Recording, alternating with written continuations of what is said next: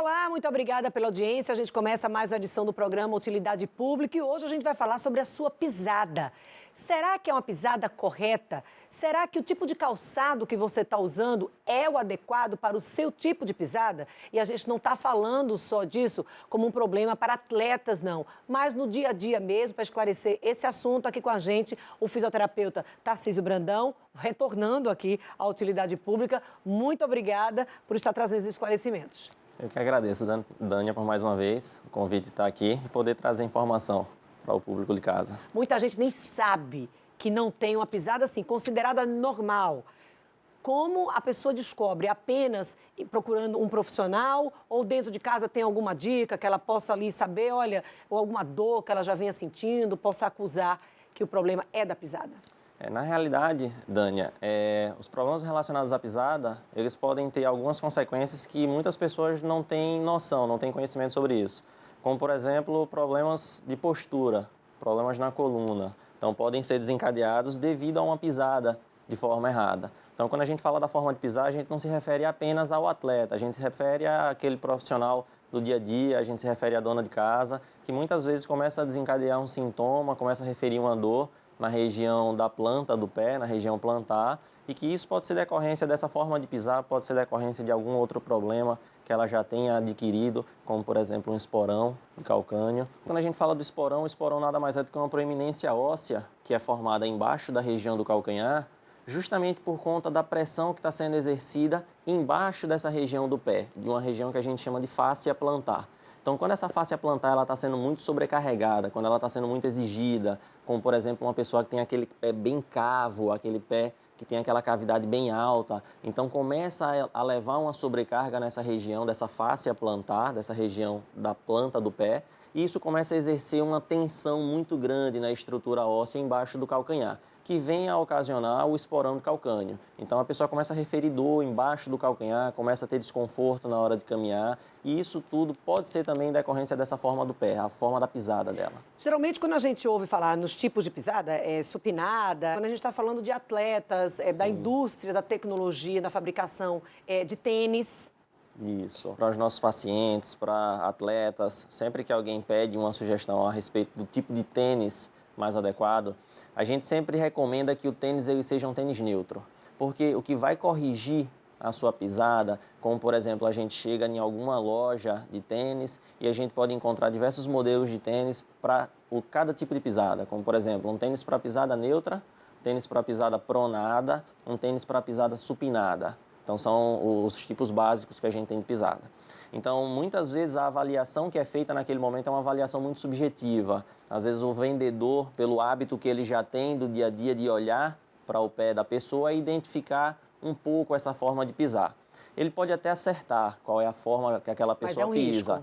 Mas é um risco porque eu posso ter uma alteração de uma pisada supinada, assim como você pode ter também uma alteração de uma pisada supinada. Mas talvez a adaptação que a gente precise para fazer a correção dentro do tênis seja diferente para nós dois. E muitas vezes, até de um pé para o outro, vai mudar essa adaptação, dessa correção que a gente precisa fazer. Então, o tênis, quando ele é fabricado de uma forma única. Então, é um tênis como se todos os supinados fossem os mesmos supinados, todos os pronados.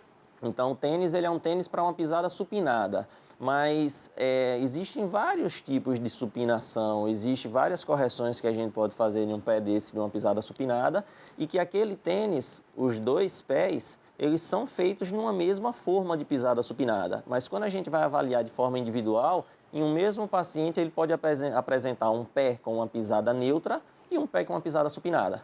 Aí onde vem as palmilhas. Isso. Na realidade, hoje em dia, com a questão da tecnologia, em todas as áreas, não só na saúde, a gente tem uma contribuição muito grande. Hoje a gente já trabalha com um exame que é a chamada baropodometria, o pessoal conhece popularmente como sendo o teste da pisada, onde a gente faz uma avaliação computadorizada, o paciente vai subir numa plataforma, que é a plataforma de baropodometria, e a impressão dessa pisada dele, a pressão que está sendo exercida na plataforma, a gente tem essa imagem na tela do computador onde vai estar mostrando a distribuição das cargas nesse exame. A partir daí, a gente consegue identificar tipo de pisada, a gente consegue identificar se em uma região do pé está havendo mais pressão do que outra, se está tendo uma sobrecarga maior de um pé para o outro, para a partir daí, do resultado do exame, a gente fazer a prescrição correta da palmilha mais adequada. E aí, quando a gente fala em palmilha, para quem está acompanhando a gente está falando não apenas para os atletas. A palmilha pode ser usada, por exemplo, uma sapatilha, ali no dia a dia para o trabalho. Sim, sim. Às vezes as pessoas... Gente, tem um monte de gente que trabalha o dia inteiro em pé. Isso. E a gente também sempre alerta, Dânia, que existe uma diferença entre a questão da palmilha postural, ou a chamada palmilha proprioceptiva, daquela palmilha ortopédica, que muitas vezes a gente chega em farmácias, a gente chega em lojas de produtos médico-hospitalares, a gente chega em supermercados e a gente encontra aquelas palmilhas de silicone, a gente encontra aquelas calcanheiras, que são materiais para poder trazer um pouco mais de conforto, mas aquele tipo de palmilha ele não faz nenhum tipo de correção postural.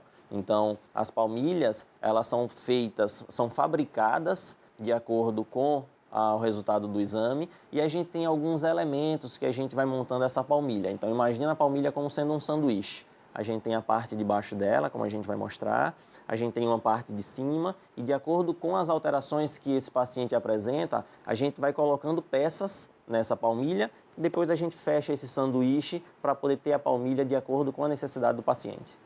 Para quem usa sapato alto, para mulherada? Tem algumas palmilhas que já são prescritas, Dânia, de acordo com alguns tipos de calçado.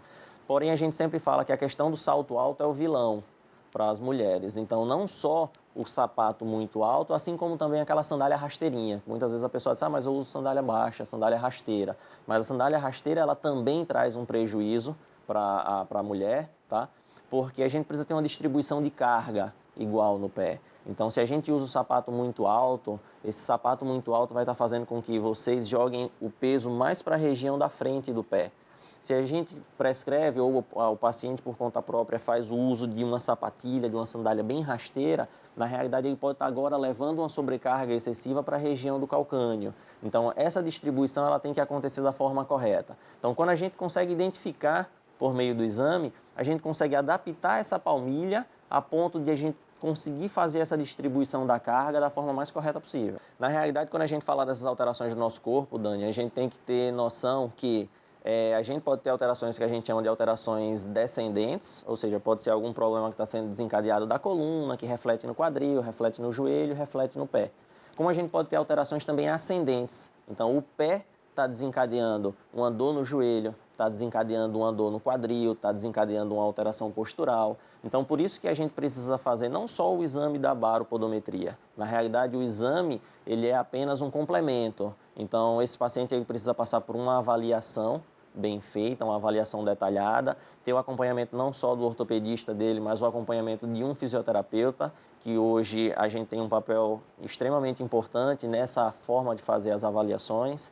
Então, a gente consegue identificar algumas alterações onde a plataforma, a baropodometria, ela vem apenas a agregar, ela vem somar na nossa avaliação para que a gente tenha um diagnóstico mais fechado, a gente tenha um diagnóstico mais preciso para a gente poder atuar em cima dessas correções. E aí vem um alerta, um outro alerta, a gente está trazendo vários alertas aqui, sobrepeso. A questão do sobrepeso, ela pode contribuir para algumas alterações que venham a trazer desconforto nas articulações. Então, se a gente parar para analisar, é algo que é bem simples.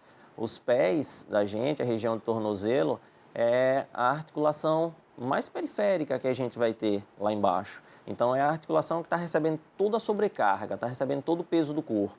Então, a questão do sobrepeso, ele vai refletir na coluna, ele vai refletir no quadril, ele vai refletir no joelho e vai principalmente refletir nos pés. Então, vai ter uma alteração significante, não significa que essa alteração vai fazer com que o paciente pise de forma errada, mas com o passar do tempo, aquele sobrepeso que leva a uma dor, leva a um desconforto articular, pode fazer com que aquele paciente busque uma posição, busque uma forma de adaptar aquela pisada dele para que ele tenha um conforto, que é o que a gente chama da posição antálgica. Então, quando a gente está com dor, a gente procura a posição mais confortável para a gente poder ficar. E nem sempre é a mais adequada. E nem sempre é a mais adequada.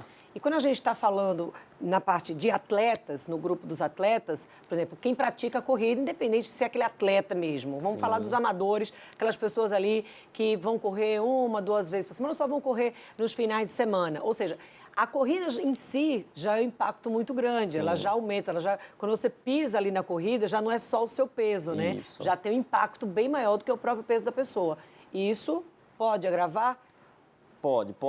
E também serve de um alerta que muitas vezes as pessoas pensam o seguinte, vou correr na praia, na areia, que na areia acaba trazendo um pouco mais de conforto, diminui o impacto. Nem sempre, Dânia. Então a gente tem que tomar bastante cuidado com isso. É uma coisa que a gente sempre alerta para os atletas, seja ele profissional ou amador, que tenha um acompanhamento de um profissional responsável, que tenha um acompanhamento de um preparador físico para que faça essa orientação correta. Com relação à pisada, a atividade de corrida, ela é uma atividade que ela causa um estresse repetitivo. Então, tem pessoas que correm de 2,5 km, como tem pessoas que correm 40, 50, 60 quilômetros, às vezes em um dia, fazendo treinos longos, tá?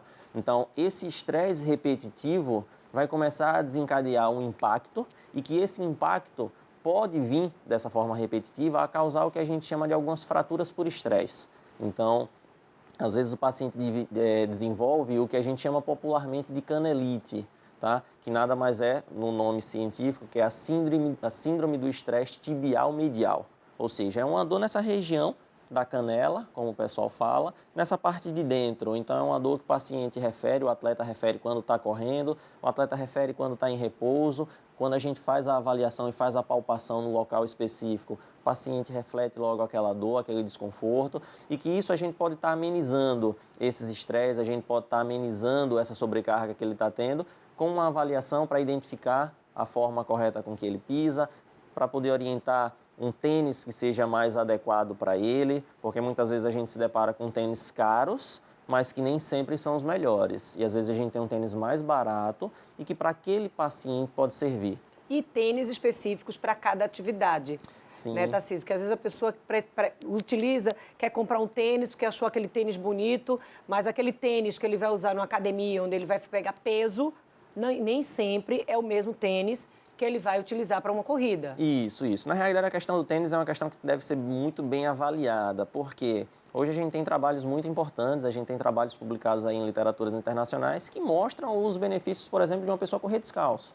Então, o corpo humano foi projetado para ter essas atividades de forma natural, sem precisar de nenhum tipo de calçado. Tanto é que se a gente olhar debaixo do nosso pé, a região do nosso calcanhar, ele tem como se fosse um amortecimento já natural. Então, tem alguns autores que defendem a corrida descalço. Foi daí quando começou a surgir aqueles tênis chamados de tênis minimalistas. Tem aqueles tênis que tem os encaixes dos dedinhos, que aqueles tênis são justamente para pessoas que têm esse hábito de correr descalço, mas para que tenha pelo menos uma proteção daquela região do pé. Mas o tênis, ele é uma coisa bem relativa, que a gente deve levar em consideração cada pessoa. Então na mesmo dúvida, tênis tem que você... procurar um profissional para fazer essa avaliação, Sim. ainda mais se aquela atividade passar a ser uma atividade frequente, para depois não ter que procurar para corrigir, né? Claro, é bom já utilizar algum para prevenir um problema de saúde. Tarcísio, daqui a pouco a gente vai voltar com o nosso bate-papo, a gente vai ao intervalo e aí a gente vai mostrar no retorno, na prática, como funciona esse exame, de que forma o profissional de saúde identifica onde está o problema da sua pisada e como é possível fabricar uma palmilha corretiva para tentar ajudar aí e prevenir as dores. Depois do intervalo, 2 minutos.